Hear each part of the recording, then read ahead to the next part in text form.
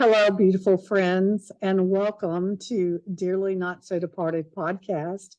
I feel so honored today to be speaking with the beautiful Genevieve Young, who I had the privilege of meeting at the Abraham Hicks 2016 land cruise in Cancun after her hot seat conversation with Abraham. And she's just an amazing. I followed her and just been in love with her ever since. And she has great energy and beautiful. She's got some beautiful stories to share with us today. So welcome, Genevieve. Thank you so much for being here. Thanks for having me, Janet. I'm very happy. I can't wait to have those juicy conversations with you. Yeah. Yes. So your father, let's start off with that beautiful story about your father Mm. and how he made his transition in 2015, and then what transpired after that. And I don't know if you want to share a little bit about what your relationship or what he was like when he was physical. Sometimes that's fun sharing.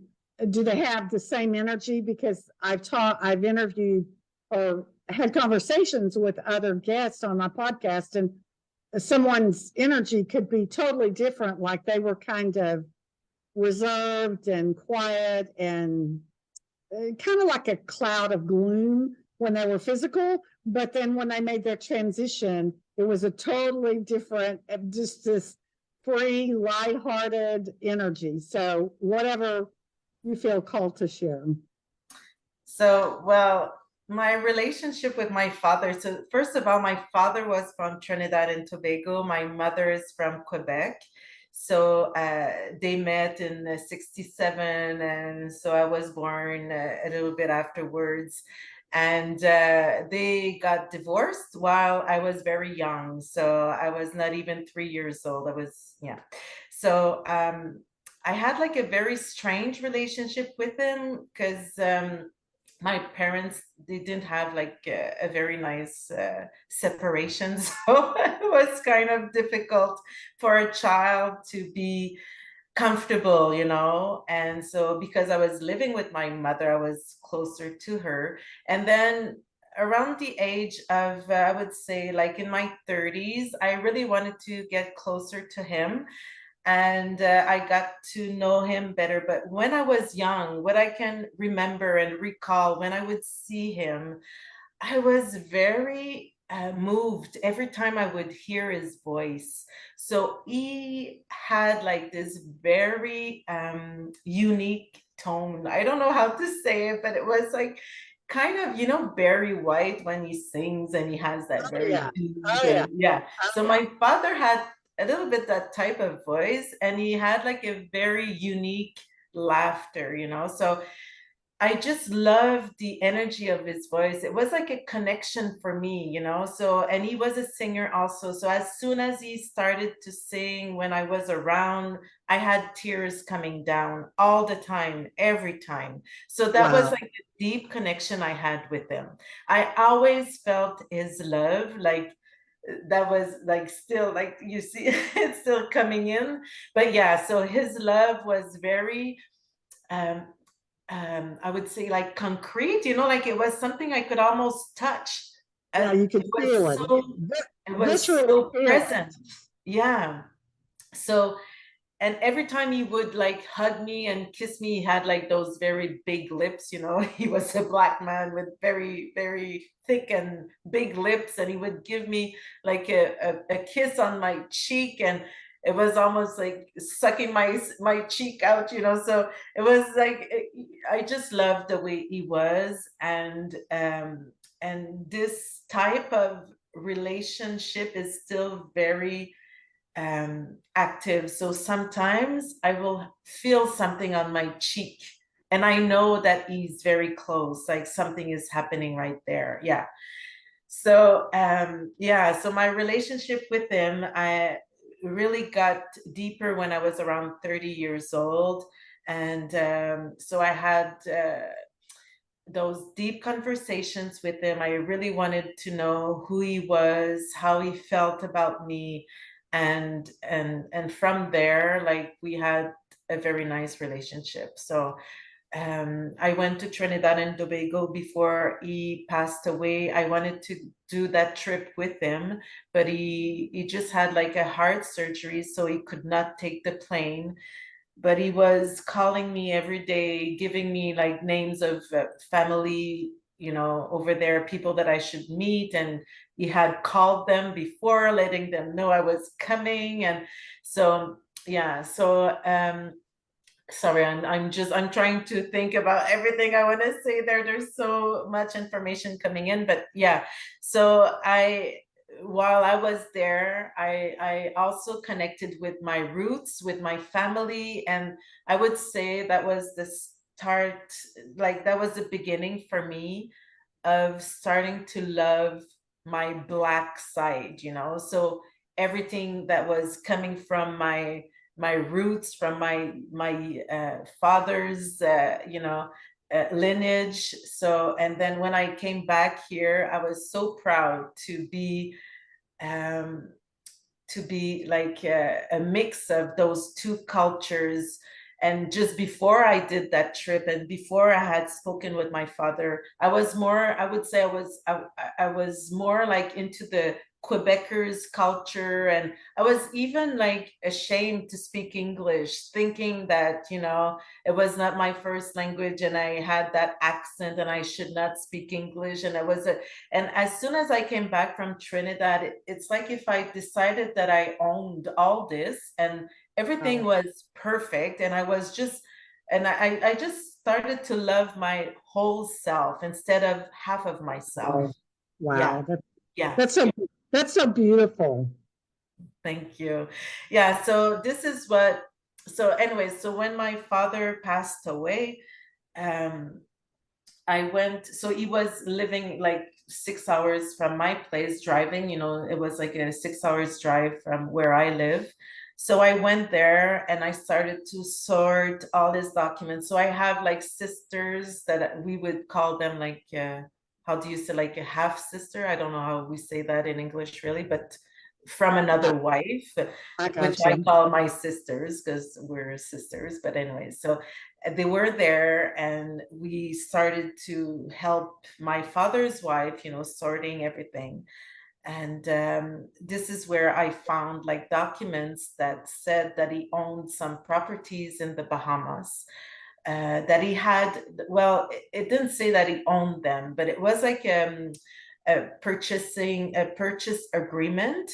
And Yes. he had given like an amount on the properties. So I asked his wife, like, are you aware of this? So no one was informed about that. And the year that he bought those properties was the year that he was single. So he had just left my mother, he had just divorced with my mother. And it was the year before he had met this new wife that he was with. So he went and did that transaction and never told no one about that. So, and Wow. for me, that was kind of suspicious because knowing my father, he was the type of person that really liked to, let everybody know about his, whatever he was doing, especially for the good things that was happening in his life. So I was like surprised that he had never spoken to no one about that. So I even called his brother that was very close to him, my uncle, and he said, no, I never heard about that. So I don't know, like, And so I just left everything there and I told his wife, well, maybe you should, look into this and just, I don't know, before you throw those papers away, maybe you should do a little bit of research about that. And so my younger sister, she said, I'll take care of this. So I'll come back on that story after, but I just want to say that the night that my father passed away, I was there sleeping in his house. And I just loved it because I had not, slept there for years. And it was the same house that I would go when I was younger. And when I was sleeping in the bedroom, the lights started to flash, Okay. Okay. Yeah. Yeah. and then I just felt like his presence, like it was so obvious that he was right there with me. And I would like speak with him and the lights would flash. Like that was that was the starting of our new way of communicating. Yes. Yes. Yeah. From his new vantage point where he is. Exactly. Exactly. Yeah. And so for me, that was very reassuring also that I could already feel our new relationship, like the same relationship, but with a new way of communication. Right. And so, yeah, so later on, I would say maybe 6 or 8 months after, I was meditating because I meditate every day. And so I was meditating, and that morning I remember receiving him like in a very clear way. And he was showing me those documents of the Bahamas. And so I heard like inside of me, like, yeah, take over, take in charge those documents. So I called my sister and I asked her if she still had the documents or if she had thrown them away because I didn't know what happened with them. And she said, well, my mother did some research, but nothing really, and she started to tell me that it was like a fraud that happened in the 70s. And anyways, those Wow. properties were not existing no more. So I said, okay, but I would still like to have them if you allow me to, and I'll try to do some research and I'll see what happens with that. And from there on, like it was like a very fluid communication with my father almost every Wow. morning while I was meditating. So Wow. it's on a very small island in the Bahamas, and I heard one morning, like, book your flight, book. So I was just listening to the guidance. That's the only thing I was doing. So I booked a flight. I went there and with my husband, and I told him, and he was aware of everything. I told him, like, I received this morning, so I'm going to book, I'm going to do this. And I was just following this guidance for the first time in my life. I was really only listening to this without having my own voice interfering and saying, no, no, no, what are you doing? It makes no sense. So I just allowed everything. I was like in full trust with Yes. my father's guidance. Yeah. Yes. So I went there, and I remember in the plane we were like talking, and so I wanted everything to be so perfect. We were flying first class, and I was very excited about going there, and I felt like a lot of emotions, like very powerful, like joyful and emotions that were within me. And I looked through the window and I saw like a cloud that had the shape of a dolphin's tail. So Wow. was there, and I told my husband, oh, I wanna swim with dolphins when we get there. So, and I showed him the tail, and I said, oh, let's do this. Let's do an excursion and swim with dolphins. And then we started to talk about the ocean, and I said, oh yeah, and I want to see some starfish also. So anyways, I was just like, very joyful about all this. So as soon as we arrived to it's a Club Med that is on the island. So we went to the hotel room, and then I said, let's reserve right now the excursions. So we go there, and I speak with the lady that does the excursions, and she says there's no dolphins on this island. So I said, really? I'm sure I'm gonna see dolphins. I saw that dolphin tail, in the clouds. So that's strange, but I'm sure I'm gonna see dolphins anyway. So I say, is there anywhere we can see starfish? And she says, yeah, we have an excursion in a lagoon. So if you want to do this. So I said, yeah.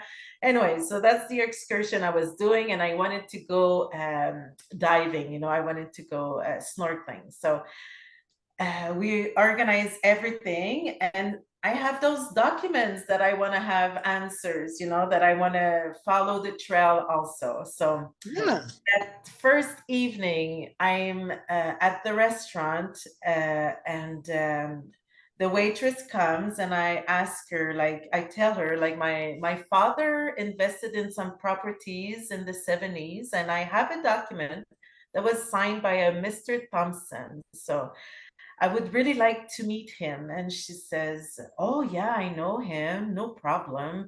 So tomorrow, yes. So she says, tomorrow, but you have to understand that this is a very small island. There's only 1,200 inhabitants. So everybody knows everybody. But, anyways, yeah, still, you know, it could have been someone that didn't know him, but or didn't know about the documents, but she did. And so she says, she tells me where he lives, and she tells me you should go tomorrow morning and tell him that I sent you. So I say, yeah, for sure. So I'm all excited, you know.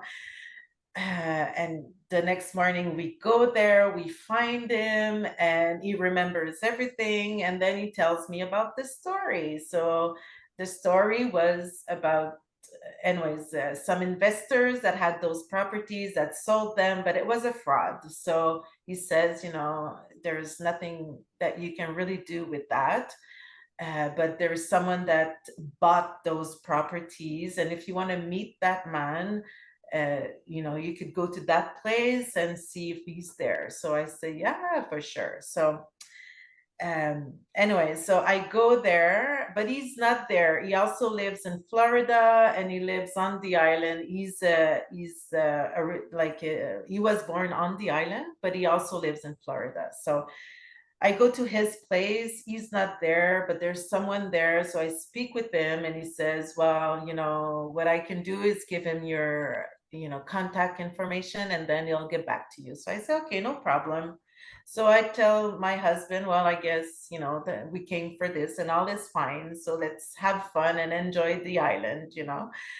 And so anyways, we go back to the hotel, and the next morning, the same waitress is still there and serving us, and she says, so did you go, you know, did you have the chance to meet with Mr. Thompson? And I say, yeah. And I tell her the story that I just said, and she says, oh, interesting, the guy that is sitting right there is that man's, I don't want to tell names, you know, just anyways, his name is Hilton. So let's say he's Hilton's manager. So maybe you should speak with him and let him know, you know, that you wanted to meet him, and maybe you can organize something. So I said, oh, good idea. You know, that's what I'm going to do. So I go to the manager and I tell him that, and he says, well, Hilton is coming this evening. He's going to be right here. So if you want to come to the restaurant, he's flying in today, and he will be here because he has a meeting. So you'll be able to speak with him. So Wow. anyway, then the evening I'm there, everybody in the restaurant knows about my story, and everybody is pointing, that's him, you know, go talk to him. So I speak with him, and he gave me like an appointment the next day. So we have breakfast together the next morning, and he laughs. He started laughing, and he laughs just like my father. So for me, that was like the first sign that was saying that my father was saying, trust him, you know. And Yes. the reason why I'm saying that is because I Googled his name, and there was so many things around this man that I started to doubt, you know, so I was not Okay. sure. And anyway, so I decided to follow, really, like, so the laughter for me was like the sign, okay, you can trust him. So I told that to my husband, let's trust him, let's go, let's see whatever. So what he wanted to do is show me like wherever property my father had invested in. So, and then, you know, offer me like a price that I could then rebuy, because I was doing this in to make sure that my father's dream could still be alive, you know? So for me, Yes. it was a way to pursue whatever he wanted to do. Because I thought if he invested there, that was because he wanted to go there, or he wanted to do something over there. And I just wanted to. So at that moment, I was not even thinking of living there. I was just like, this is, I'm just going to pursue his dream, and whatever happens with that piece of property, if the price that he's asking for makes sense, I will just buy it. And maybe one day my children will do something with it, but Yeah. I will do it just to, for me, it was more like an emotional thing than a business thing, so. Yeah. And you were wanting to honor your father. Yes, exactly, exactly. So, anyways, we go, and he shows me the place, and for me, like, it was like in the bush, so it had, I mean, it was not even like a very interesting spot, to have a property, but I was thinking like, let's do it anyways, let's. So, yeah. Anyway, so then he tells me that he owns an old resort that he never did, like, it's almost abandoned. Nothing is happening over there.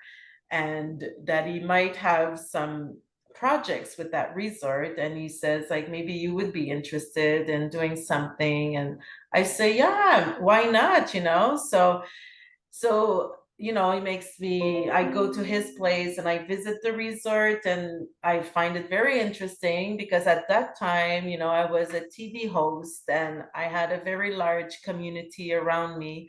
And I was also organizing a lot of seminars, meditation, yoga seminars all over the world. And I was thinking that would be like such an amazing place to do those type of seminars. And but still, anyways, we go back to the hotel, and I'm just like, taking in all the information and trying to find my alignment with that. Sure. And so the next morning I have that snorkeling excursion that I had booked, and my husband didn't want to come with me. So we had this very amazing hotel room, which was right in front of the ocean. So it was the closest room to the ocean. And so I leave from there. I just had like a few steps to walk. The boat was right there. I jump in the boat, go snorkeling, and while I'm into the water, I have this very joyful moment, like something I could not even explain, but just like, a very powerful, like, emotion that is just coming in, and it's joy, it's pure joy. And I start laughing with my mask and everything in the water. And the way I was laughing, when you have a mask and everything is closed, Yeah. it makes It's all like a fogged sound. up. Yeah, Yeah. yeah, yeah. So it was Yeah. like, and then I said, oh my God, I sound just like the dolphins. I'm sure they're around here or something. So I felt like that very deep joy. Anyways, that was very strange for me also, that it just came in like that with no reason, not because I was observing something. And no, it was just like very unconditional, as Abraham Hicks says. Yeah. And And unexpected, right? yes, unexpected, exactly. And so I'm full of that joy, and I come back on the boat and I speak with the captain of the boat, and I ask him, like, is there any dolphins here? And he says, no, ma'am, I was born on the island. There's no dolphins here. You're not gonna see any dolphins. And I'm like, oh, that's strange. I'm sure I'm gonna see dolphins. So we come back to the shore, and then I'm walking, and it was like raining just a little bit, and the sun was coming out, so there was like a beautiful rainbow. And I was like, just in awe with the rainbow. And I see my husband that is on the balcony, and he screams like, Genevieve, look into the ocean. I think there are sharks. And I turn around and I'm like, no, those are dolphins. So Oh my three gosh. dolphins just came in. They were like few feet from me. And my husband took the video of that. So there was two young children right there and me. We were the only three person on the beach while the dolphins were passing by. And I heard within, welcome home. Oh, And when I came back to the room, I told to my husband, like, we're gonna live here. This is my wow, home. I know. wow, Yeah. wow. I'm getting so much energy flowing through, Mm. and it's been going, but yeah. So, oh my gosh, Yeah. this is the best story ever, Genevieve. Oh, thank you. Well, anyways, that's my story. Yeah.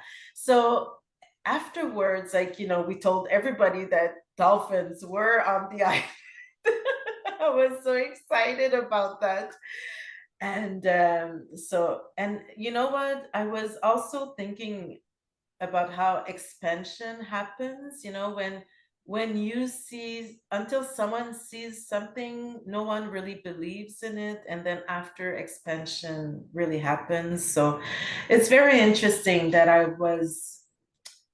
that very few person had seen the dolphins, and then afterwards, others were seeing them. So just to come back to my story, so what happened from there is I decided to invest into that resort, and to work with that guy. And I always had a little bit of doubt coming in because of his past, and every time I had doubt, something else would happen, like that moment where I was doubting and I was thinking maybe I should not do this. And then I speak with him and he tells me that his birthday is February 10th, which is the same the date that my father passed away. And so Wow. for me, that was another alignment, another message coming from my father. Confirmation. Yeah, Confirmation. saying, yeah, confirmation, trust, trust, Thumbs up. Thumbs up. trust, just go and trust. So I did that, and the day we opened the resort was like, we had to renovate and build and do many things. And then it was like maybe a year after, around a year after. It wasn't, yeah, it was a year after. And I had a group coming in, and the morning that we were like celebrating the opening of the resort, the three dolphins, I had not seen them since that time, but then they passed by on that morning. Wow. So everybody that was with me saw them also. Wow. And then it kept on going like that. So I would see them, and then I swam with them. And then I had one dolphin when I was in the ocean that was always coming to me, and I called her Grace. I love it. Oh my gosh, that's so Yeah, beautiful. yeah. So, and I say it's a her. I don't even know if it's a she or whatever, but anyways, that's all.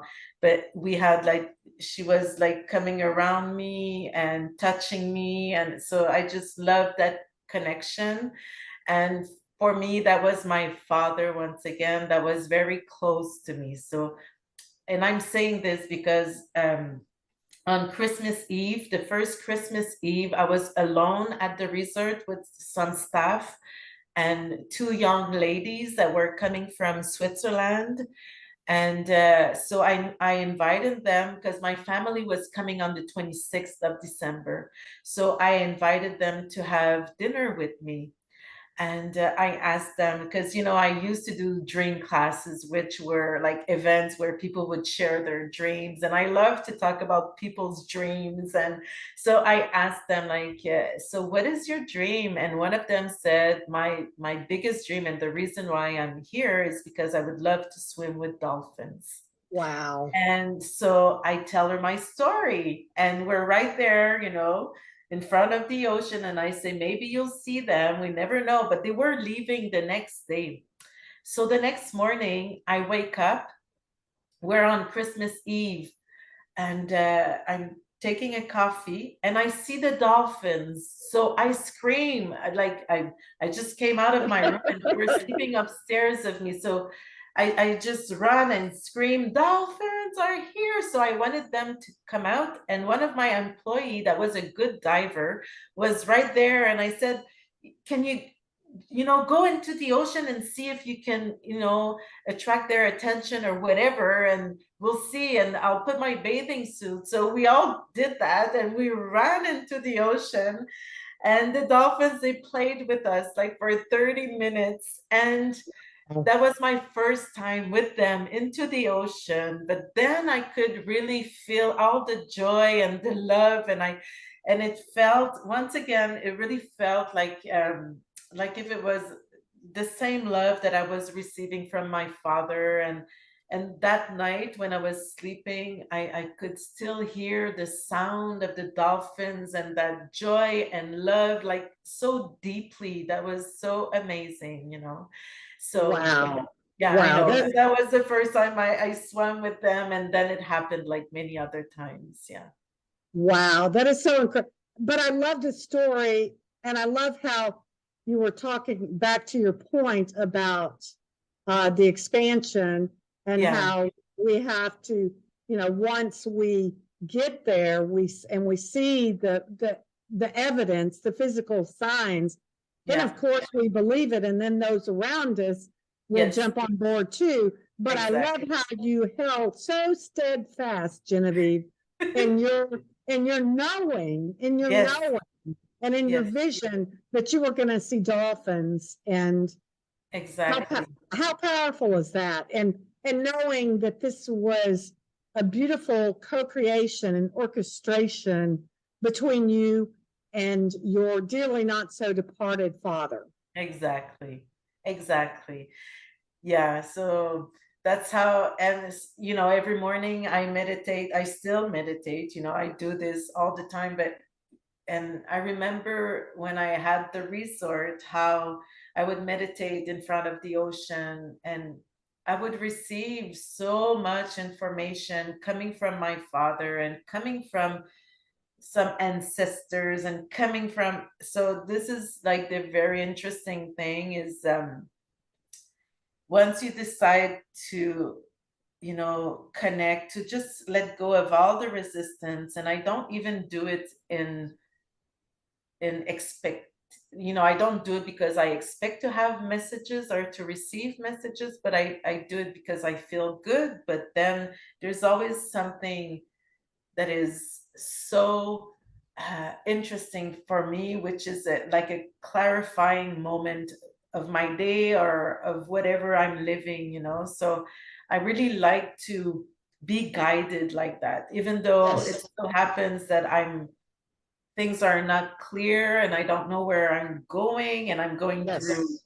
resistance or through contrast and I'm not sure. But I always try to, take a step back and remember that guidance that is always there, that I don't always hear it, but I know it's always there. Yeah. You feel it. You feel it. It just Yes. it changes. It changes the way you move through this life Yes. experience. Exactly. Once you know, you can't. That's what Abraham Hicks told me in the hot seat in April of 2008. Once you know, you can't go back. You can't go back. Exactly. But Yeah. we are still humans, and Yeah. so and that's kind of what I feel, living from my heart space, not my head space. Living from the heart and just being in the flow of my life. Exactly. Yeah. So I would say, just because how I do it is really listening to the guidance from the heart, but still using my head, to create. Because once I Right. have the guidance, then I know. So I tend to really use both of them. It's really like, it's not one or the other. It's really both of them. But I start with the guidance. Yeah, for me, that's Right. But you're not trying to force anything or no, make anything happen or no. manipulate Well, anything. sometimes it happens, but then I take a Well, step back. right. Because again, you're human and that's just what we do. But Yeah, it just I don't know, life just works so much better for me Yes. when Yes. when I kind of step out of the way and Exactly. just to be Yes. in that, high vibing, in that Mm. connected space with that beautiful energy that's my inner guides, my inner being that also is connected to our dearly not so departed loved ones who are Exactly. pure positive love, pure Mm. positive love. Mm. Yeah. Yeah. Exactly. And it comes a time also, well, that's what happened for me. And I see it with almost everybody that I know that I'm close to that are doing their transition is like if there's like a period of time where they're very present and I can really feel, how we're communicating together. And then it's like and that's what Abraham had told me also.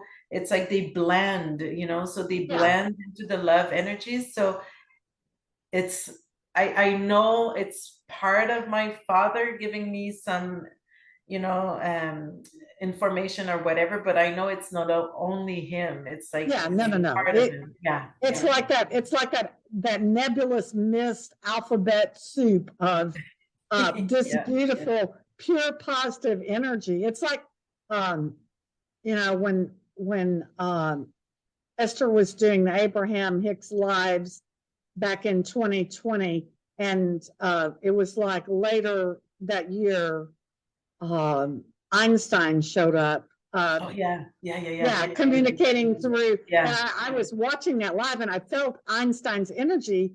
And what's so fun, I felt the energy really strong, because it comes in there. I feel that energy come in. It's like when, Tina Turner made her transition. I don't Yeah. know why it's like that with me, but, musicians, Lisa Marie Presley, when these musicians, probably because I love music so much, and it means so much to me and their music and just their gift that they blessed us with means so much to me and has meant so much to me in my life. But I feel the energy very strongly flowing through me, and it's Yes.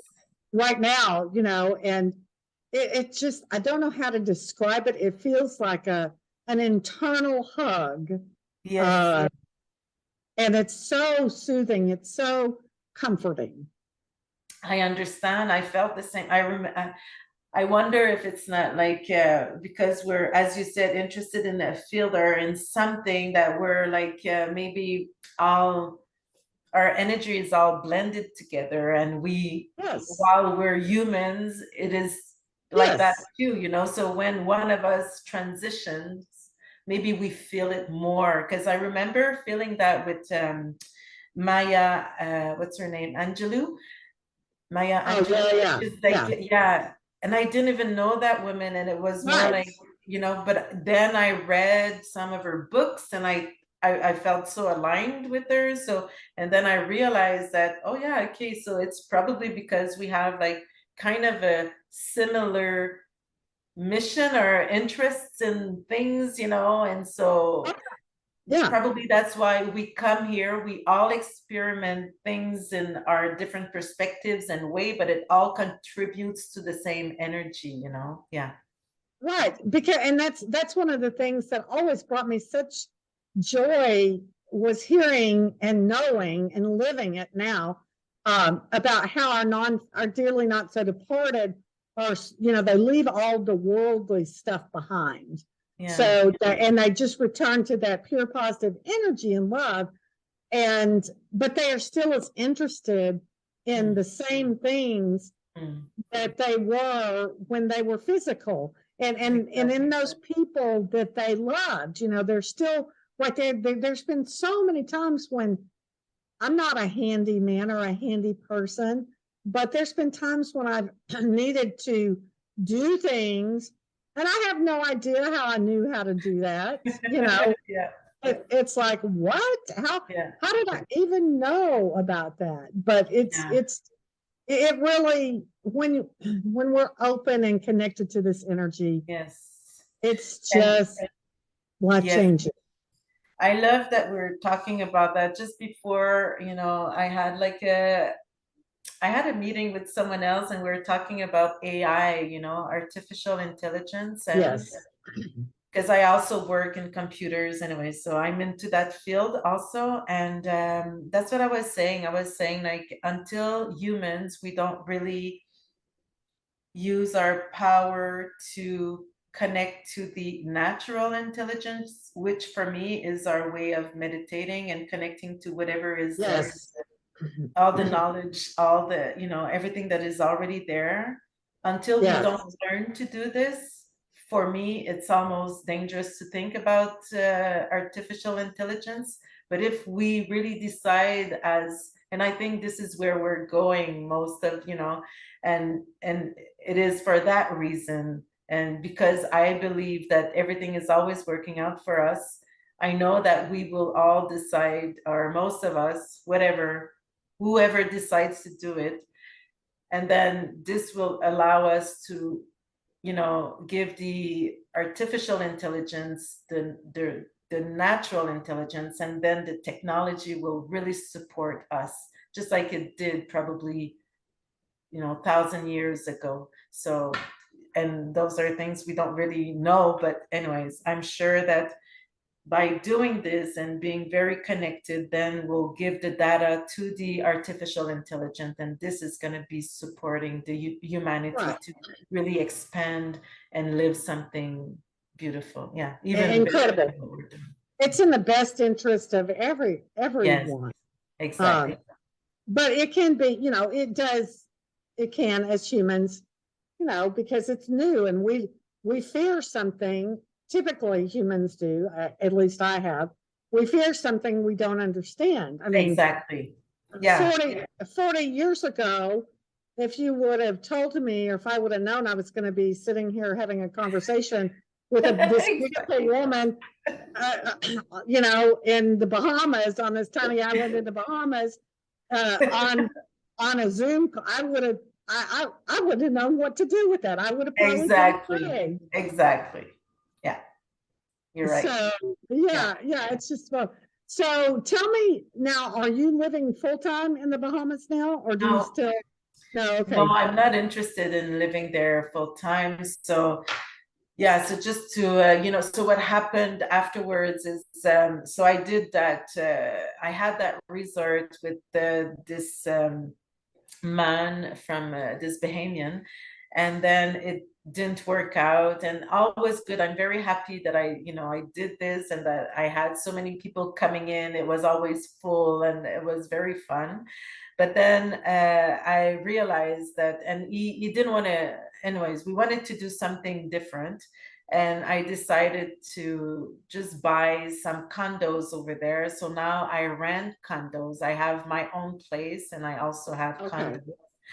And so people come more like on their own pace. They do their own things, and I don't have to, I don't have employees. I don't have, I'm freer. I feel, that I can move more than if I had my resort and I needed to take care of people. So that for me was a way to keep me there also. And I like to travel. I love to come back to Quebec, which is also my roots, and I love the culture here, and I love to live here in summer. So yeah, so I'm mostly there in winter time, but I don't have like I don't have a schedule. I'm not saying, okay, now in November I'm going and I'm coming back, and I don't live like that. So I always have this, I move around, and I like to be here for Christmas with my sons.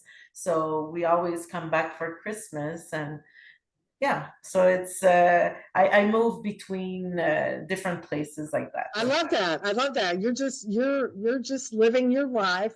Exactly. You're living your best life. Well, now, because I know I've seen a picture of you before, and you actually met or had a conversation with Oprah Winfrey, right? Yes, exactly. Yeah. So that's another beautiful synchronicity. Well, that's another connection, natural, as I said, so that's the natural intelligence. I like to call it like that. So yeah, so that was all part of my trip to Trinidad and Tobago so that's very interesting. I could, yeah, if you want me to, I could share that story also. Absolutely, absolutely. Who doesn't love connecting with Oprah?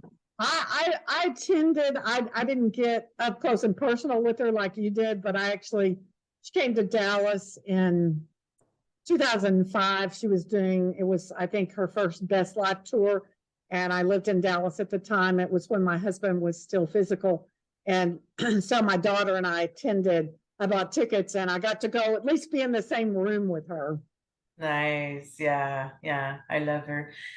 Um, yeah, so what happened is, 2 years before I went to Trinidad and Tobago, I did like a seminar on the feminine energy. And the teacher, or the person that was giving the seminar, she asked us to bring like a picture of a goddess that we would like to look like or to be, Yeah, so sure.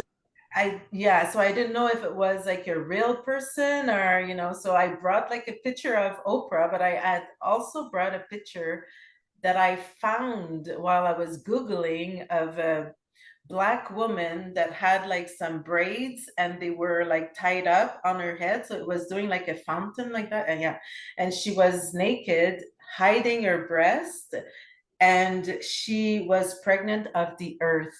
And I thought, oh my God, if I was a goddess, I would love to look like her. I would love to be her. And so I did this seminar with this. And at the same time, I had like a TV show for women. I was helping women realizing their dreams and the show was coming at an end, and someone had asked me if I wanted to go to Guatemala to do interviews with Mayan women.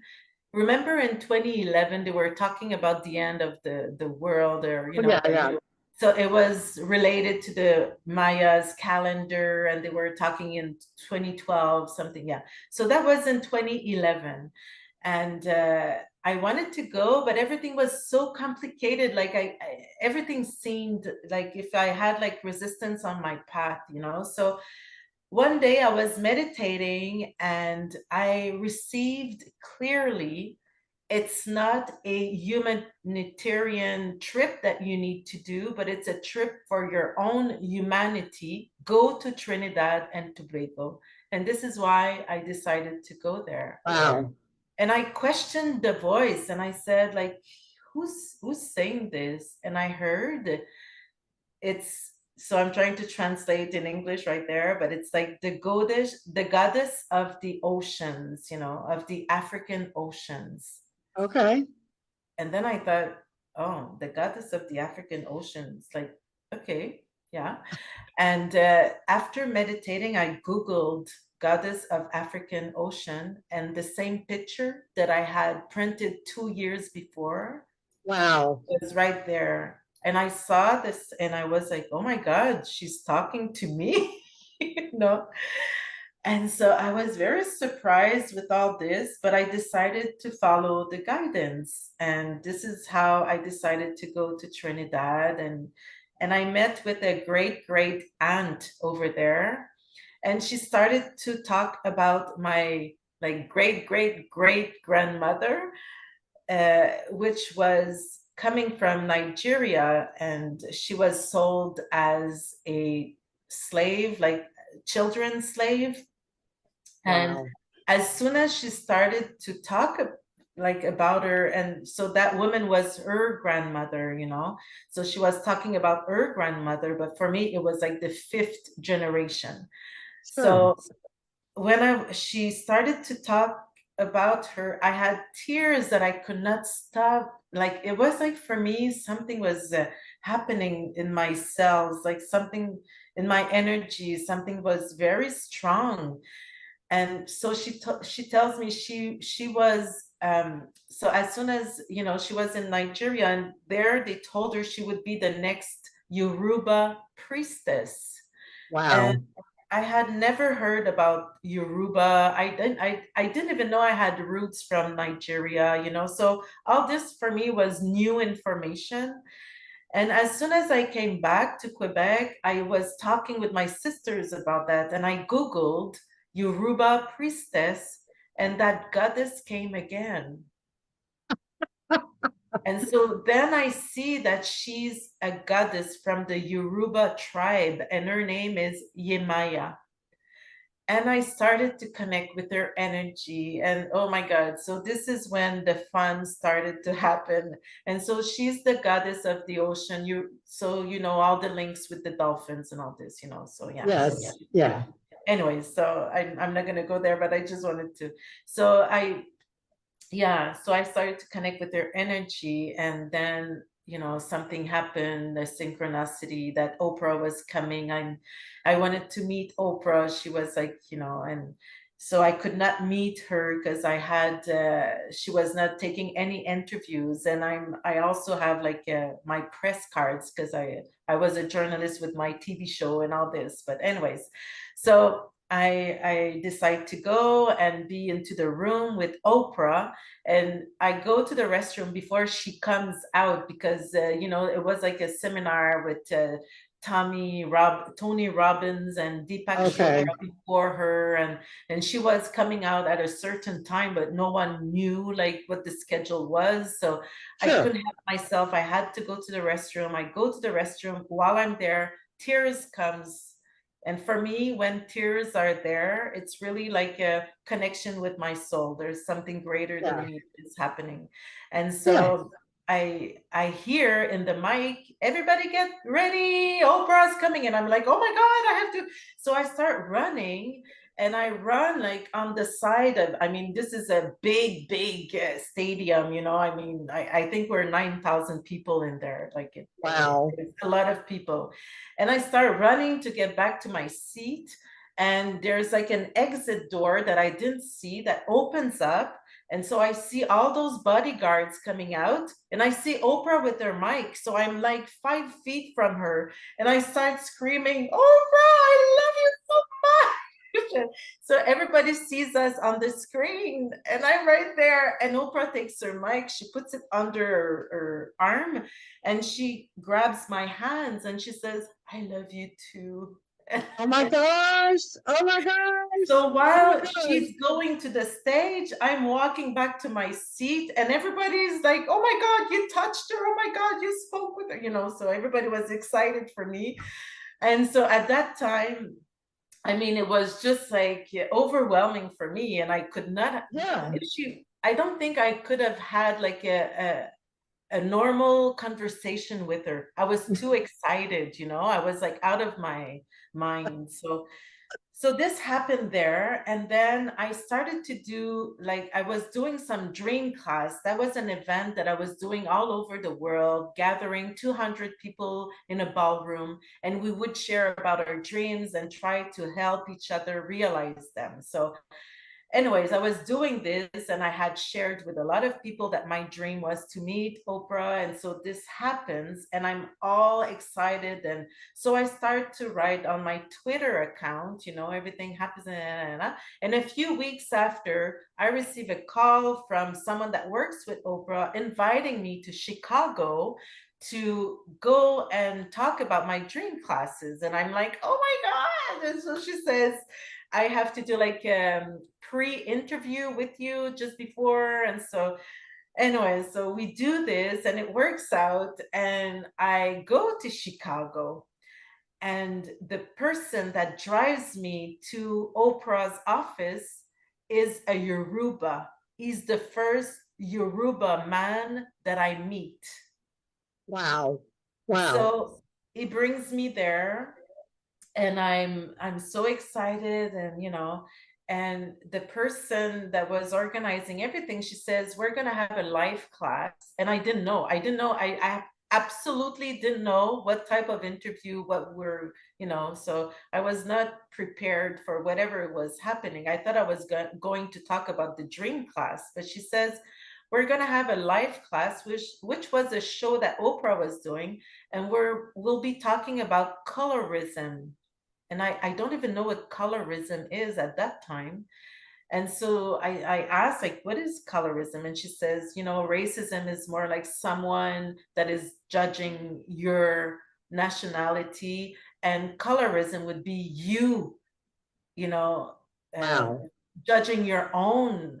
So it was like so aligned with Wow. my own story. And so, anyways, we have that interview, that conversation. I'm part of the live class. I'm very excited, sitting just beside Oprah. I mean, I'm just like, oh my God. And so, but everything happens, and I feel a very profound healing of all the judgment, self-judgment I had towards my own skin color and my origin Wow. and everything. And I feel that all this is very supported by all my Yoruba lineage. For me, Wow. that was clear. And Wow. Oprah is sitting there with a Yanla Vanzat, which is a Yoruba priestess. And I didn't know Yes. at that time, I didn't I know. didn't know that. So you Wow. see, everything was just so aligned. And then I spoke with Oprah. We took a picture together, and that was the perfect moment for me to have a real conversation with her. So yeah. And afterwards, I collaborated on other things, one other thing with her. But anyways, it's so yeah. So that's how it works. So I'm I don't know. Yeah, so that was my connection with my great great great great grandmother, but also with all the Yoruba ancestors, I know for wow. sure.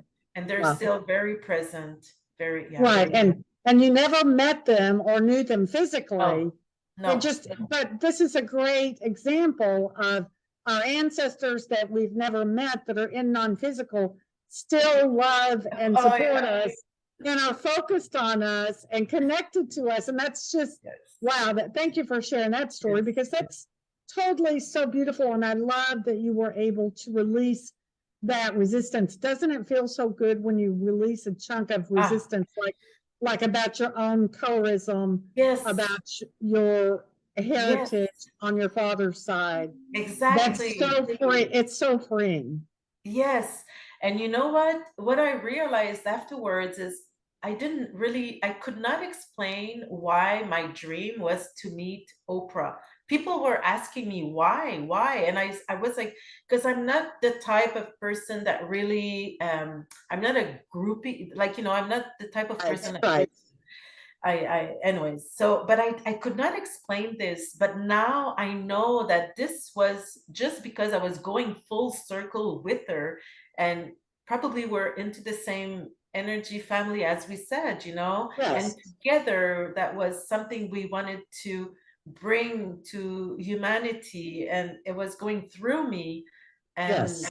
afterwards, I would, I've been giving speeches all over, the Caribbeans, with all my sisters that are going through the same thing that I am, so that I was, yeah.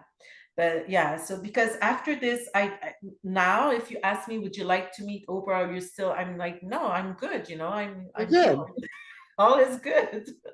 That's all it was. That's all it was supposed to be. Well, and that's kind of the way I feel about just being. I admired her and adored her, loved her so much. I just wanted to be in the same room as her Exactly. to experience that energy, Yes, because everything's energetic. Everything's energetic, exactly. and it's my understanding from Abraham Hicks' teachings that we come here in energetic clumps. So our energy, we're part of an energetic family.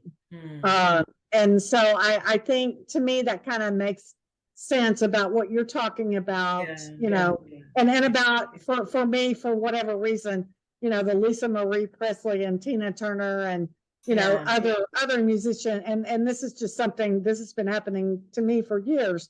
If a famous musician who I don't know, but who I love their music, and I make their transition, and it's always, I feel the connection with them strongest mm, right after they make their transition, mm. for whatever Interesting. reason. For Yeah, whatever reason, I don't know, and I don't, yeah. I enjoy it. It makes me feel Yes, good. It makes me feel good. it makes me think of René Angélil, which is like the manager of Celine Dion when he passed away. And I had no connection with this man. And when he passed away, I felt it, and it was very deep for me. And I heard, that we were into the family of speaking from the voice of the heart, and so, and that was, so it makes makes a lot of sense what you're saying. And for me, I feel this all the way. Yeah. The soul clusters. Oh my goodness, this has been the best conversation. Thank you so much for taking time. Now, what are you working on anything today that you want to mention? I want to give you time to I have talk. nothing to sell. No, I'm good. Thank you so All much. right, so But, you're yeah. just, I love it. You're just you're living your best life, being your Yes. happy self, spreading your Oh yeah. infectious. That's when I met you in Cancun, Genevieve, that's what your energy is, so infectious. I mean, it's just, and it's so encompassing. You just, oh my gosh, you just radiate such love, which I know is, yeah, you're just a beacon of light. You really are a beacon of light. Thank you. I love life, and I love feeling the energy of life, moving through me. And Yes. this is how I live my life. So yeah, thank you. I love it. Thank you for having me. Thank you Such so a much. pleasure sharing with you. Thank you for creating that space. I love sharing also. Yeah. Thank you, because my inspiration, I know I was called to do this because it's a way to inspire others to connect to their joy in whatever way that looks and feels like for them. But because this is just the best life experience ever. No matter what your background or circumstances or the color of your skin is, or your economic status, or your, it's just, this is love, pure, unconditional love that I like to call it, as Abraham does, liquid love. We're just pure liquid love. Exactly. Yeah, that's what we are. Yeah. So, all right. Thank you so much. Have a beautiful rest of your day. I will. Thank you for having me, Janet. That was fun. Thank you so much. Okay.